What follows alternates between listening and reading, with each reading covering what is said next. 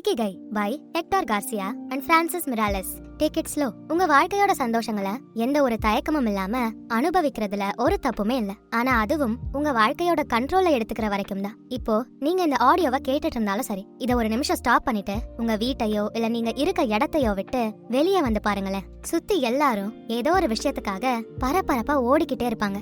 ஆனா அப்படி போற எல்லாருக்குமே அவங்க எதுக்காக போறாங்க, ஏன் இப்படி பதட்டத்தோட வாழ்க்கைய வாழ்றாங்கன்னே தெரியாது.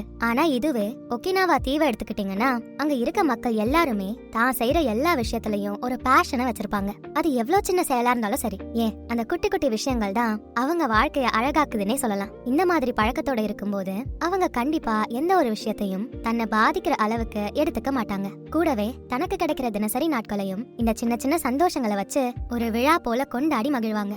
நம்ம வாழ்க்கைய அழகா வாழறதுக்கு நம்மள சுத்தி இருக்க நிறைய விஷயங்கள் நமக்கு கண்டிப்பா வழிவகுக்குது. ஆனா நம்ம தான் அது எதுக்கும் முக்கியத்துவம் கொடுக்க மாட்டோம்.